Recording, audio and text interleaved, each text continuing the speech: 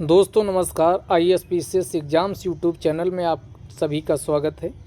आज है 24 जनवरी 2023 और आज के 24 जनवरी 2023 के प्रॉपर न्यूज करंट अफेयर्स में आप सभी का एक बार फिर से स्वागत है। तो आज के हम करंट अफेयर्स का डिस्कशन करेंगे, लेकिन उसके पहले अगर इसकी PDF चाहिए तो ISPCS एग्ज़ाम्स टेलीग्राम चैनल को ज्वाइन करना ना भूलें। वहां पर ज्वाइन कर लीजिए और वहां पर आपको फ्री में PDF प्रोवाइड करा दी जाती है। तो आज का पहला क्वेश्चन आपके सामने है कि ड्राफ्ट नेशनल इलेक्ट्रिसिटी प्लान, यानी इसी को हिंदी में राष्ट्रीय बिजली योजना 2022 के अनुसार भारत ने 2030 तक कोयले से बिजली उत्पादन करने का, यानी जो बिजली कोयले से भी भारत प्रोडक्शन कर रहा है, इसमें कितने % कमी या कम करने का लक्ष्य रखा है। 4 ऑप्शन आपके सामने हैं, 50%, 60%, 40%, 30%। तो आप आंसर सोच लिए होंगे। इसका सही जवाब क्या है? पहला वाला 50% कम करने का लक्ष्य भारत के द्वारा जो कोयले से बिजली का प्रोडक्शन होता है उसको निर्धारित किया गया है। किसमें? तो अभी हाल ही में जो ड्राफ्ट नेशनल इलेक्ट्रिसिटी प्लान प्रस्तुत किया गया उसमें ये टारगेट रखा गया है। और एक और आपको पता होगा कि भारत के द्वारा 2070 तक नेट जीरो इमिशन का टारगेट भी सेट किया गया है। और भारत एनर्जी के सेक्टर में डिपेंडेंट निर्भर कब बनेगा? तो इसका टारगेट 2047 रखा गया है। और भारत नेट जीरो इमिशन का टारगेट, यानी शून्य उत्सर्जन नेट जीरो इमिशन का टारगेट 2070 रखा है। इसको भी आप लोग ध्यान रखिएगा। अगले क्वेश्चन की ओर चलते हैं। अगला क्वेश्चन है क्वेश्चन नंबर 2 आपके सामने। बिहार प्रांतीय किसान सभा, इसी को क्या कहा जाता? बिहार प्रोविंशियल फार्मर्स और असेंबली। तो इसको इंग्लिश में किस नाम से बोलते हैं? बिहार प्रोविंशियल फार्मर्स असेंबली, यानी बिहार प्रांतीय किसान सभा की स्थापना कब हुई? अब आपके सामने यहाँ पर 4 ऑप्शन हैं।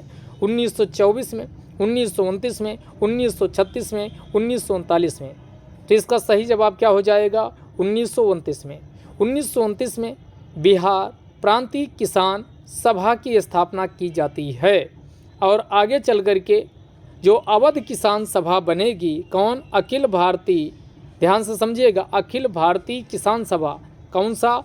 अखिल भारतीय किसान सभा, जो 1936 में बनेगी, जिसके प्रथम अध्यक्ष सहजानंद सरस्वती बनाए जाएंगे। उन्हीं सहजानंद सरस्वती के द्वारा 1929 में बिहार प्रांतीय किसान सभा की स्थापना की गई थी। तो बिहार प्रांतीय किसान सभा पूछे तो ये किसके द्वारा? सहजानंद सरस्वती के द्वारा 1929 में बिहार प्रांतीय किसान सभा की स्थापना हुई थी। और यही बिहार प्रांतीय किसान सभा, अवध किसान सभा और उत्कल किसान सभा, इन सब को मिला करके 1936 में अखिल भारतीय किसान सभा का गठन किया जाता है। तो अखिल भारतीय किसान सभा पूछे, ऑल इंडिया किसान सभा, या इसी को किस नाम से जाना जाता है? अखिल भारतीय किसान सभा।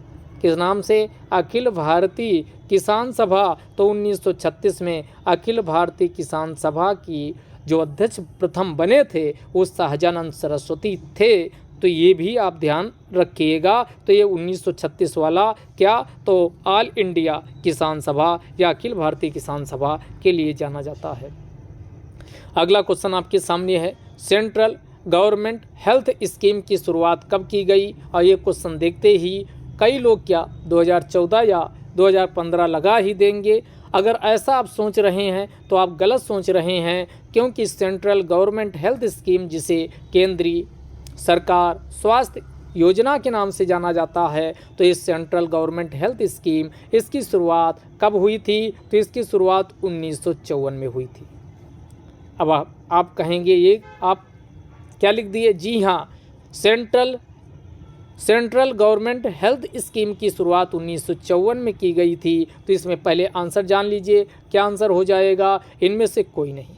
और ये सेंट्रल गवर्नमेंट हेल्थ स्कीम का उद्देश्य क्या था? इसका उद्देश्य क्या था? तो इसका उद्देश्य था, ध्यान से समझिएगा, इसका उद्देश्य था यानी समग्रता में, कम्प्रिहेंसिव रूप में जो हेल्थ यानी केयर, स्वास्थ्य देखभाल को सुनिश्चित करना। किसका? जो केंद्रीय स्तर के कर्मचारी हैं, एम्प्लॉइज हैं, पेंशनर्स हैं यानी पेंशन भोगी हैं, वह इन पेंशनर्स, पेंशन भोगी और सरकारी, केंद्रीय सरकारी जो नौकर हैं, इन पे जो निर्भर परिवार हैं, उन परिवारों को भी इसमें शामिल करते हुए इनके स्वास्थ्य देखभाल के लिए एक समग्र रूप में सेंट्रल गवर्नमेंट हेल्थ स्कीम की शुरुआत की गई थी। अभी ये चर्चा में क्यों बन गया? क्योंकि अभी चर्चा में बन गया नेशनल डिजिटल हेल्थ मिशन के अंतर्गत जो हेल्थ सर्टिफिकेट डिजिटल रूप में जारी किए जाते हैं, उसी के साथ इसको क्या किया जा रहा, मर्ज करने की बात हो रही है, तो इसीलिए चर्चा में आ गई। तो ये आप सेंट्रल गवर्नमेंट हेल्थ स्कीम ध्यान रखिएगा, 1954 की है। और जो नेशनल डिजिटल हेल्थ मिशन, और इसके पहले अगर पीछे से आप वीडियो देख रहे हो तो हमने बताया था आयुष्मान भारत कब, तो आयुष्मान 2018 में लॉन्च किया गया था, जिसकी इम्प्लीमेंट एजेंसी कौन सी है? तो नेशनल हेल्थ अथॉरिटी, नेशनल यानी NHA नेशनल हेल्थ अथॉरिटी इसके क्रियान्वयन एजेंसी के रूप में स्थापित किया गया है। आयुष्मान भारत योजना एक केंद्र प्रायोजित योजना है, जिसे क्या कहा जाता? सेंट्रली स्पॉन्सर्ड स्कीम के नाम से जाना जाता है, जिसमें जो सामान्य जनरल या समान टाइप के राज्य हैं, उनमें 60% पैसा केंद्र सरकार के द्वारा और 40% पैसा राज्य सरकार के द्वारा दिया जाता है। इसके अलावा जो यूटीज हैं, केंद्र शासित प्रदेश हैं, उसका 100% फंड यानी पैसा केंद्र सरकार वहन करता है। अब बात आई कि जो स्पेशल कैटेगरी के राज्य हैं, उनमें या फिर नॉर्थ ईस्ट के स्टेट हैं, या फिर हिमालयन स्टेट में कौन कौन हो गए? जम्मू कश्मीर हो गया, हिमाचल प्रदेश हो गया, उत्तराखंड हो गया। इनमें 90-10 का रेशियो चलता है, यानी 90% पैसा केंद्र सरकार के द्वारा और 10% पैसा राज्य सरकार के द्वारा वहन किया जाता है। और इसी आयुष्मान योजना के अंतर्गत हमने 4 कंपोनेंट पीछे याद होगा बताए थे। तो 2021 में Ayushman national digital health mission को शुरू किया जाता है। तो नेशनल डिजिटल हेल्थ मिशन पूछे तो 2021 में शुरू किया जाता। उसकी भी इम्प्लीमेंटिंग एजेंसी कौन सी है? तो यही कौन है? National health authority. उसकी भी नेशनल हेल्थ अथॉरिटी उसकी भी क्या है? यानी एजेंसी है। यहाँ तक क्लियर हो चुका होगा। इसलिए सेंट्रल गवर्नमेंट हेल्थ स्कीम चर्चा में आई, सारी चीज़ें हमने आपको समझा दिया। अगला क्वेश्चन, निम्नलिखित में से कौन सा युग्म बताना है सही सुमेलित है? यहाँ पर राज्य सरकार के द्वारा अपने वहाँ के किसानों की आय को बढ़ाने के लिए या उनको सहायता प्रदान करने के लिए कुछ स्कीम को शुरू किया गया है, और यहाँ पर हमने कुछ प्रमुख स्कीम को लिया है जो एग्जाम के लिए मोस्ट इम्पॉर्टेंट है। जैसे भावांतर भुगतान योजना, क्या ये मध्य प्रदेश की है? क्या रायथू बंधु योजना ये तेलंगाना सरकार की है? क्या अगला कालिया योजना या उड़ीसा सरकार की है? क्या तो दोस्तों आपको बताते चलें कि ये तीनों सही सुमेलित हैं। भावांतर भुगतान योजना मध्य प्रदेश सरकार की है, रायथू बंधु योजना तेलंगाना सरकार की है, और कालिया योजना किसकी है? उड़ीसा सरकार की है। जहां के का मतलब क्या है? कृषक, ए का मतलब असिस्टेंस है, तो ये भी आप ध्यान रखिएगा। तो इसमें क्या हो जाएगा? इसमें सभी युग्म सही सुमेलित हैं। इसी प्रकार 2019 में ध्यान से समझिएगा, 2019 में, ये फरवरी 2019 की बात हो रही, फरवरी 2019 में प्रधानमंत्री किसान सम्मान निधि योजना की शुरुआत की गई थी। किसकी? प्रधानमंत्री किसान सम्मान निधि योजना की शुरुआत फरवरी 2019 में होती है। और इसके अंतर्गत ये पूरी तरीके से जो प्रधानमंत्री किसान सम्मान निधि योजना है, यह सेंट्रल सेक्टर स्कीम है, यानी केंद्रीय योजना है, जिसमें 100% फंडिंग केंद्र सरकार के द्वारा की जाती है। 6,000 रुपये इसमें दिए जाते हैं, और 2-2 हज़ार रुपये की 3 किस्तों में प्रत्येक 4 महीने पर, क्योंकि साल में 12 महीने होते तो 4 महीने पर 2,000 रुपये, अगले 4 महीने 2,000, अगले 4 महीने पर 2000, टोटल 6000 रुपये इसमें पैसा दिया जाता है। तो ये किसान सम्मान निधि योजना भी आगे के लिए ध्यान रखिएगा, पूछा जा सकता। बाकी भावांतर भुगतान योजना, इसी प्रकार की जो सहायता है वो राज्यों के स्तर पर भी की जा रही। भावांतर भुगतान योजना मध्य प्रदेश की है, दूसरी हमने कहा रायतू बंधु योजना तेलंगाना सरकार की है, और तीसरी हमने कहा कालिया योजना उड़ीसा सरकार की है। तो ये भी आप आगे ध्यान रखिएगा। अगला क्वेश्चन यहाँ पर नेशनल ग्रीन ट्रिब्यूनल को लेकर के है, जिसे राष्ट्रीय हरित प्राधिकरण के नाम से जाना जाता, जिसे किस नाम से जाना जाता, एनजीटी के नाम से जाना जाता।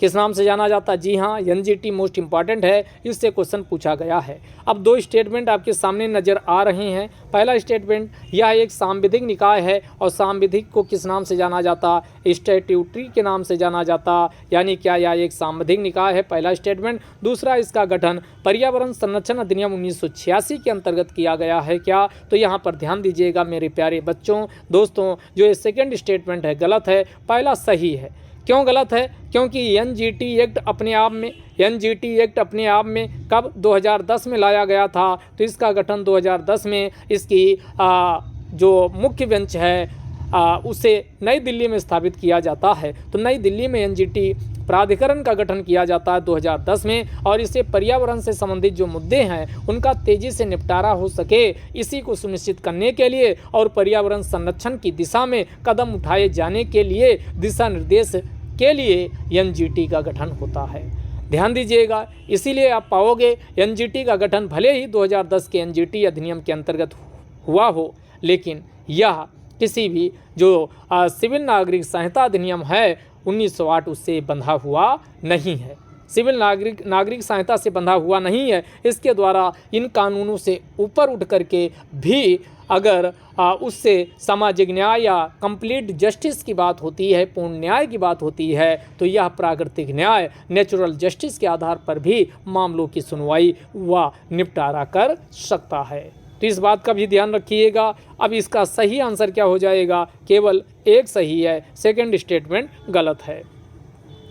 अगला, हैदरपुर आर्द्र भूमि के संदर्भ में निम्नलिखित कथनों पर विचार करना है। ये चर्चा में बना हुआ पहला स्टेटमेंट दिया गया, यह एक प्राकृतिक झील है क्या? अगला, इसकी स्थापना 1984 में हुई थी क्या? अगला, यह गंगा और सोलंकी नदी, कौन सी दो नदियां ध्यान रखिएगा, यह गंगा और सोलंकी नदी के बीच में मुजफ्फरनगर बिजनौर की सीमा पर 7000 हेक्टेयर क्षेत्रफल पर फैला हुआ है क्या? अगला, यह हस्तिनापुर वन्य जीव जो अभ्यारण्य है उसका ये भाग माना जाता है क्या? तो मेरे प्यारे दोस्तों, इसमें पूछ क्या रहा है? पूछ रहा उपरोक्त में से कौन सा कथन सही नहीं है? इसमें पहला स्टेटमेंट सही नहीं है, क्योंकि यह मैन मेड है, मानव निर्मित है। हैदरपुर आर्द्र भूमि, और हैदरपुर आर्द्र भूमि ये क्या है? मानव निर्मित है, इस बात का ध्यान रखिएगा। और ये उत्तर प्रदेश में है। कहाँ पाया जाता? ये उत्तर प्रदेश में स्थित है, और यह मुजफ्फरनगर बिजनौर की जो सीमा है उसमें स्थित है, और दो नदियाँ गंगा और सोलंकी नदियों के बीच में पाई जाती है। इसकी स्थापना 1984 में होती है, और 7000 हेक्टेयर क्षेत्रफल पर इसका विस्तार है, यह फैला हुआ है, और हस्तिनापुर वन्य जीव अभ्यारण्य का ये पार्ट माना जाता है। तो ये भी ध्यान रखिएगा। लेकिन इस बात को किसी भी कीमत पर ना भूलिएगा कि यह मानव निर्मित है ना कि प्राकृतिक, या मानव निर्मित है, मैन मेड है ना कि प्राकृतिक, इस बात का ध्यान रखिएगा। अगला क्वेश्चन आपके सामने, एक आर्मी एक्सरसाइज अभी पहली बार हुई है इसलिए इम्पॉर्टेंट हो जाता है, उसका नाम क्या? साइक्लोन। अब कई लोग साइक्लोन चक्रवात मत कह दीजिएगा, क्योंकि साइक्लोन जो एक्सरसाइज हुई है ये साइक्लोन किसके लिए है? तो ये आर्मी के द्वारा की गई है, और ये पहली बार हुई है। तो एक्सरसाइज साइक्लोन फर्स्ट का आयोजन 14 जनवरी 2023 को राजस्थान के जैसलमेर में किया गया। पहली बार भारत में हुआ, 2023 में हुआ, राजस्थान के जैसलमेर में किया गया, और भारतीय आर्मी के द्वारा किया गया। अब क्वेश्चन पूछ रहा कि दूसरे देश की कौन सी आर्मी इसमें पार्टिसिपेट की है, यानी कौन दूसरा देश है जिसकी आर्मी के साथ ये ज्वाइंट एक्सरसाइज का आयोजन किया गया? तो इसका सही आंसर क्या हो जाएगा? मिस्र। अफ्रीका महाद्वीप आप बनाएंगे तो अफ्रीका महाद्वीप में जो आप पाएंगे जो ये वाला देश है, इसी को क्या कहा जाता? मिस्र कहा जाता। और यहाँ पर सुएज नहर, लाल सागर, ये सब जानते हो, ऊपर भूमध्य सागर है। तो इसी मिस्र के साथ एक्सरसाइज साइक्लोन फर्स्ट का आयोजन किया गया। ये मिस्र वही देश है जिसके यहाँ के जो राष्ट्रपति हैं वो कौन, अब्दुल फताह अल सीसी साहब 26 जनवरी को गणतंत्र दिवस के अवसर पर इस बार मुख्य अतिथि के रूप में भारत में शामिल होने वाले हैं या आने वाले हैं। बात क्लियर हुआ। तो ये वही मिस्र है, क्योंकि ये पहली बार फर्स्ट ईवर एक्सरसाइज हुई इसलिए और इम्पॉर्टेंट हो जाती है। बात करें भारत के द्वारा, हमने कहा था अस्त्रा हिंद जो जापान के साथ एक्सरसाइज होती उसको भारत ने पहली बार एक्सरसाइज किया था। कौन सा, तो कौन, अस्त्रा हिंद एक्सरसाइज भारत ने पहली बार किसके साथ किया, जापान के साथ किया, उसको भी ध्यान रखिएगा। और एक और आप लोग बताइएगा, एक तो अजय वारियर है, अजय वारियर एक्सरसाइज है अजय वारियर, और जापान के साथ पीछे हम डिस्कस कर चुके हैं जितनी एक्सरसाइज होती हैं वो आप एक एग्जाम वो अजय वारियर है। और दूसरा आप लोग क्या कमेंट बॉक्स में लिख के बताइएगा जो एयर के साथ अभी एक्सरसाइज की गई है, यानी एयर वाली एक्सरसाइज, ये ध्यान रखिएगा। और अफ्रीकन कंट्रीज में पहली बार जो जॉइंट एक्सरसाइज की शुरुआत हुई ये 2019 से हुई, जिसमें भारत ने पार्टिसिपेट किया था, जिसका नाम क्या था, अफिनडेक्स। अफिनडेक्स यानी अफ्रीकन नोवेल अफ्रीकन एक्सरसाइज जो 2019 में हुई थी उसमें भारत पहली बार अब किसी अफ्रीकी देशों वाले समूह के साथ जो एक्सरसाइज हो रही थी उसमें पार्टिसिपेट किया था। और इस एक दो नहीं बल्कि यह 17 अफ्रीकी देशों के साथ एक्सरसाइज अपेंडिक्स का आयोजन किया गया था, जिसमें भारत की आर्मी के द्वारा यानी पार्टिसिपेट किया गया था। तो ये एक्सरसाइज भी ध्यान रखिएगा। अगला, निम्नलिखित थानों को उनकी सर्वश्रेष्ठता के क्रम में लगाना, कौन सबसे अच्छा थाना माना गया है, तो इनके क्रम में लगाना। अभी ये जो राष्ट्रीय विज्ञान परिसर है, राष्ट्रीय कृषि विज्ञान परिसर नई दिल्ली, वहाँ पर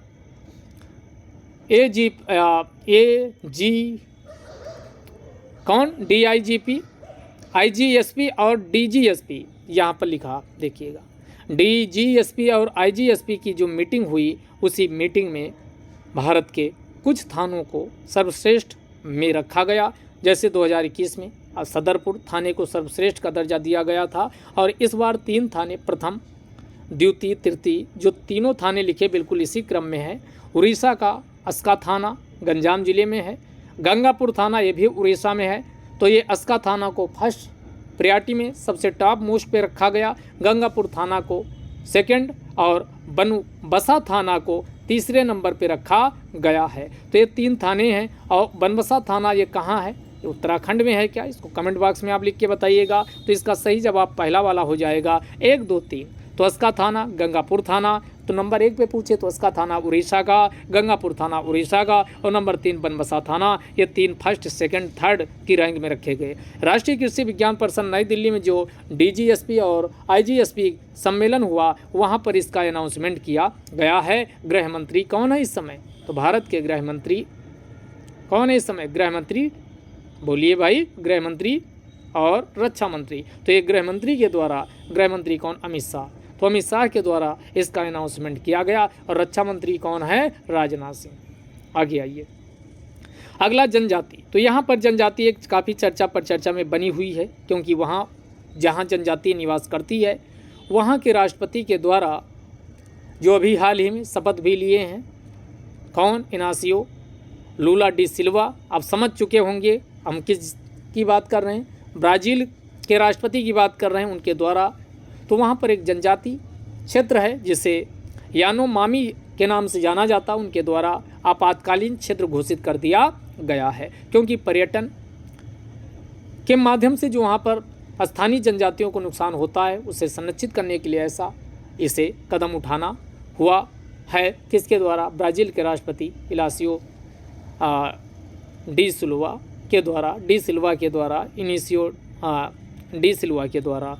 तो ये पूरा नाम लंबा सा है, आप उस नाम आपको बता दिए, पीछे भी बताए हैं। तो यानोमामी ये ब्राज़ील की जनजाति है, बिल्कुल बात सही। माया सभ्यता का नाम सुने होंगे, तो ये मैक्सिको, तो ये माया जनजाति कहाँ पाई जाती है, मैक्सिको में। तुआरेग सहारा मरुस्थल जो अफ्रीका का महाद्वीप बनाओगे तो इसका पश्चिमी वाला क्षेत्र, ये उत्तर पश्चिमी वाले क्षेत्र में जाओगे तो इसी का नाम क्या है, सहारा मरुस्थल। और इस सहारा मरुस्थल में जो जनजाति निवास करती है उसी को तुआरेग के नाम से जाना जाता। मित्रों किस नाम से जाना जाता, तुआरेग के नाम से जाना जाता। तो यानो मामी, ये मामी वही मामी जो अपनी मामी समझ लो, यानो मामी। तो यानो मामी कहाँ, ब्राज़ील, माया मैक्सिको, तुआरेग सहारा मरुस्थल, एनू जनजाति क्या जापान में पाई जाती। तो आप पाएंगे कि यहाँ पर जितने भी पेड़ दिए गए, चाहे यानो मामी हो ब्राज़ील का, माया मैक्सिको का, तुआरेग सहारा मरुस्थल का, एनू जनजाति जापान की, सभी सही सुमेलित हैं। तो इसका आंसर क्या हो जाएगा, सभी। उपरोक्त सभी इसका सही आंसर हो जाएगा। अब विश्व की कुछ हम प्रमुख जनजातियों की चर्चा पर चर्चा कर लेते हैं, जो आपके लिए एग्जाम इंपॉर्टेंट एग्जाम में पूछी जाती है। आप पीसीएस का पेपर उठा के देखिए, 2020 में 4-5 क्वेश्चन जनजाति, विश्व की जनजाति से पूछे गए। इसी प्रकार 21 में भी पूछे गए। तो हम सारी जनजातियों को कवर करते रहेंगे। अब इसमें माओरी जनजाति, माओरी जनजाति कहाँ निवास करती है, न्यूजीलैंड।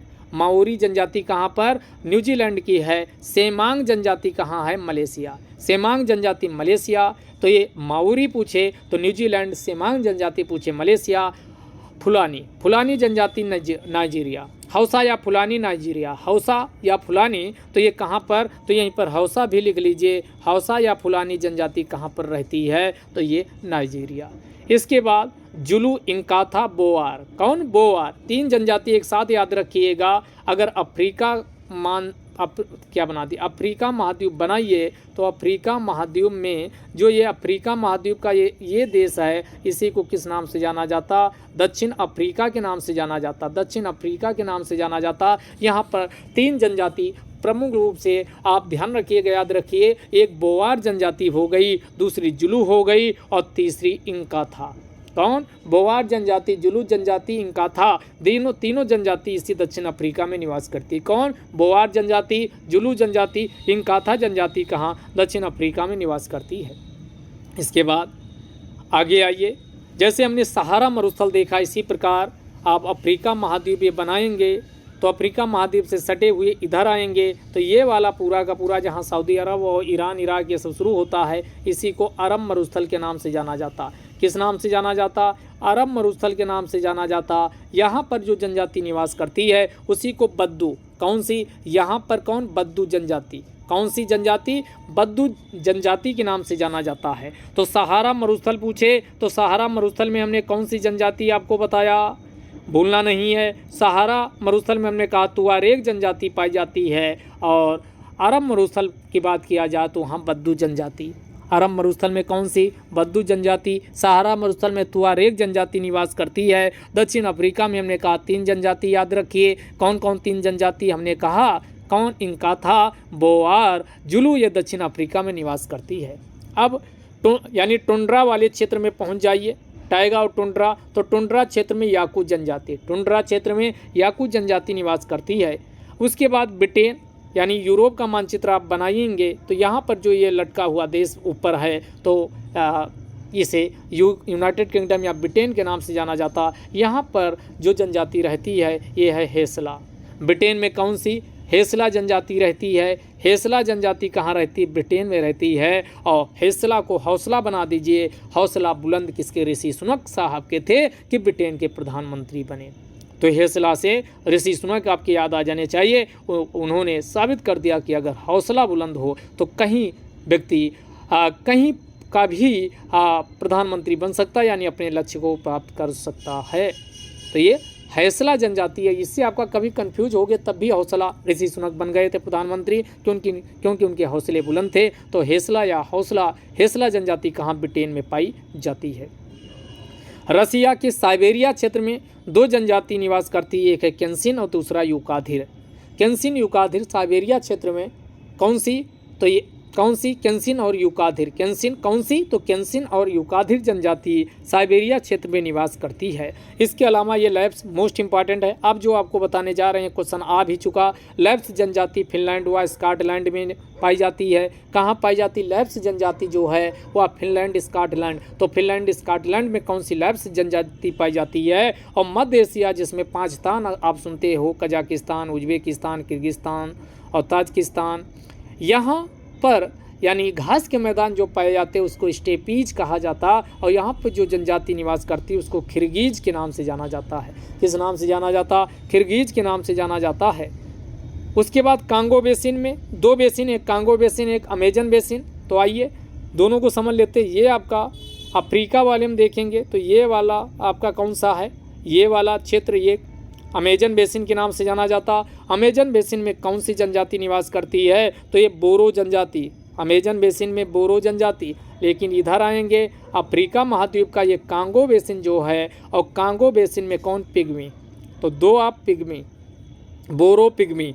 तो ये कांगो अमेजन बेसिन में बोरो जनजाति और कांगो बेसिन में पिग्मी जनजाति निवास करती है। तो ये 2 बेसिन में भी ध्यान रखिएगा।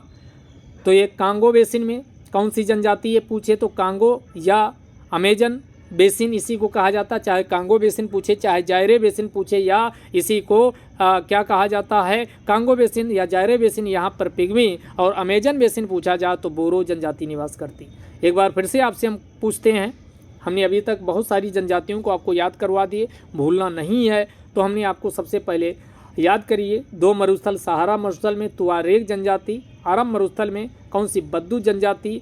और जापान में पूछी जाए तो एनी जनजाति, एनू जनजाति।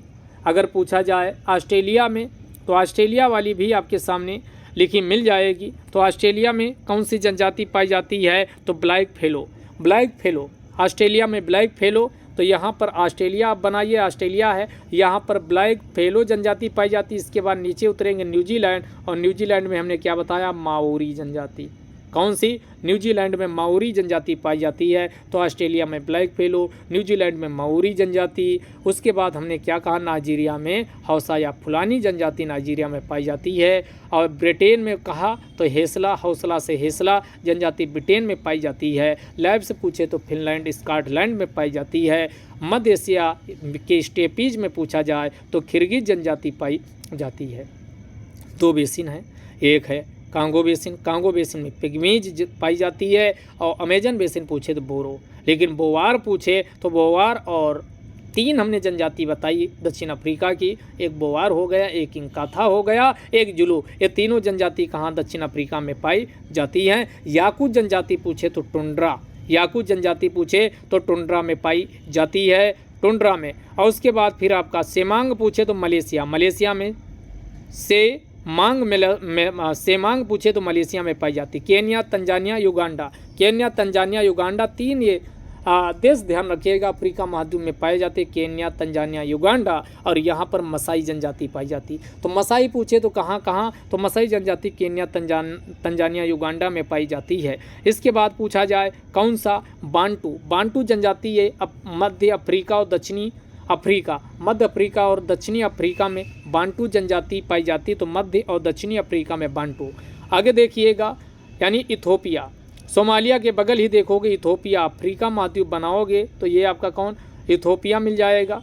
इथोपिया, ये जो इथोपिया है यहाँ पर जो जनजाति पाई जाती है इसी को, यानी सोमालिया के बगल है तो इसको इथोपिया में सेमाइट, ये भूलना नहीं है। सेमाइट जनजाति कहाँ पर पाई जाती, तो सेमाइट जनजाति इथोपिया में पाई जाती है। तो सेमाइट जनजाति इथोपिया में पाई जाती। दक्षिण अमेरिका महाद्वीप में 2 मुलाटो और मिस्टीजो, मुलाटो और मिस्टीजो जनजाति कहाँ, दक्षिण अमेरिका, दक्षिण अमेरिका मतलब ये पूरा महाद्वीप जो दक्षिण अमेरिकी महाद्वीप है, यहाँ पर मुलाटो और मिस्टीजो नामक जनजाति पाई जाती। तो मुलाटो और मिस्टीजो पूछा जाए तो दक्षिण अमेरिका महाद्वीप में पाई जाती है। सेमाइट पूछा जाए तो इथोपिया में पाई जाती। और भारत के पास ही श्रीलंका, श्रीलंका में जो जनजाति पाई जाती इसी को, यानी एक तो हो गया बद्दू, बद्दू जनजाति अरब मरुस्थल में पाई जाती। लेकिन बेद्दा पूछा जाए या बेद्दाज पूछा जाए तो श्रीलंका में, बेद्दाज पूछा जाए तो श्रीलंका में बेद्दाज जनजाति पाई जाती है। इंडोनेशिया, इंडोनेशिया में कौन, इंडोनेशिया में दायक जनजाति, इंडोनेशिया में कौन, दायक जनजाति कहाँ, इंडोनेशिया में पाई जाती है। कांगो बेसिन में 2 और हैं, एक कांगो बेसिन में पिग्मी और दूसरी हेमा लेंडू, 3 हो गई। ऐसे बोलिए कौन से, कांगो बेसिन में कौन कौन जनजाति पाई जाती, पिग्मा, कौन, पिग्मी, हेमा, ये हेमा मान ली नहीं तो ये कौन सी, पिग्मी हो गया, हेमा लेंडू, पिग्मी, हेमा लेंडू, पिग्मी, हेमा लेंडू। तो ये 3 हो गई।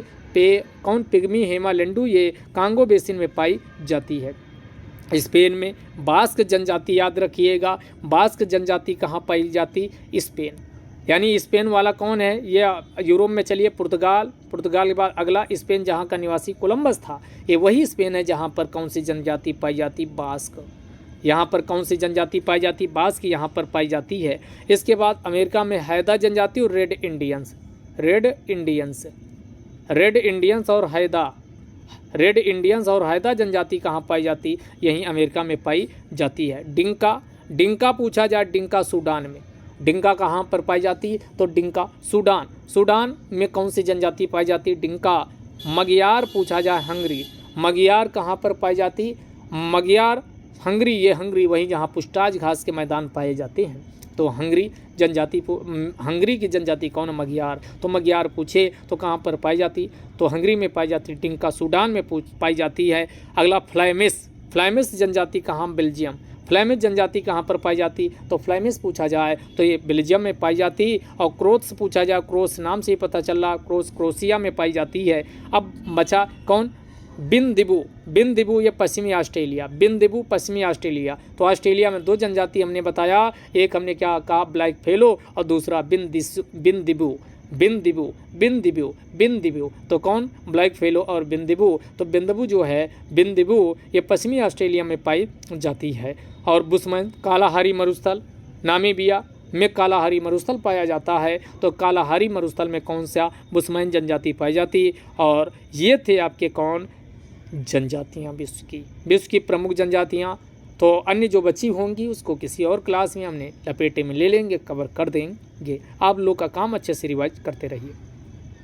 सबसे प्रतिष्ठित वैज्ञानिक सम्मान जिसे इंडियन अचीवर्स के नाम से जाना जाता, 2022 से किसे सम्मानित किया गया, तो यह हम विज्ञान के क्षेत्र के लिए पूछा जा रहा है। तो आर विष्णु प्रसाद को, इसका पहला आंसर हो जाएगा, आर विष्णु प्रसाद को ये पुरस्कार दिया गया। बाकी इसमें सत्यनारायण को भी दिया गया है, SSB यादव को भी दिया गया, और दर्शन कुमार को भी दिया गया है।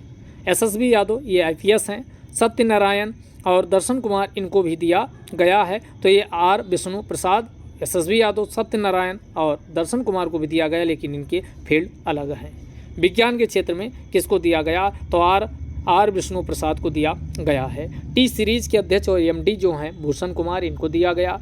परमवीर चक्र सूबेदार जो हैं, मेजर नाम इनका, मेजर कौन, संजय कुमार, इनको दिया गया। हॉकी प्लेयर मेजर ध्यानचंद को इससे नवाजा गया। फिल्म अभिनेत्री श्रुति हासन को भी दिया गया है पुरस्कार। उसके बाद पद्मश्री आलोक मेहता को दिया गया। मुक्केबाज विजेंद्र सिंह को दिया गया। राष्ट्रीय पैरा ओलंपिक कोच सत्यनारायण को दिया गया। किसको दिया गया, सत्यनारायण को। एथलीट और पद्मश्री से सम्मानित श्री सुधा सिंह को, जो ये नाम बाकी बताएं, इनको भी दिया गया है। अगला है आंसर आपको बताना, राष्ट्रीय बालिका दिवस जो कि 24 जनवरी को मनाया जाता है। तो ये पहली बार कब मनाया गया था, 2007 में, 2008 में, 2014 में, 2018 में। आपको बताते चलें, 24 जनवरी 1966 को पहली बार भारत की प्रथम महिला प्रधानमंत्री श्रीमती इंदिरा गांधी जी के द्वारा शपथ ली गई थी। इसीलिए हर साल 24 जनवरी को राष्ट्रीय बालिका दिवस के रूप में मनाया जाता रहा है। बात क्लियर हो गई। पहली बार कब मनाया गया ये आपको कमेंट बॉक्स में लिख के बताना है। तो आज का डिस्कशन ये समाप्त करते हैं। इसकी PDF आपको कहाँ मिलेगी, IAS PSS exams Telegram channel पर फ्री में उपलब्ध करवाई जाती, वहाँ से जाकर आप डाउनलोड कर सकते हैं। कल फिर मिलेंगे, तब तक के लिए जय हिंद, जय भारत।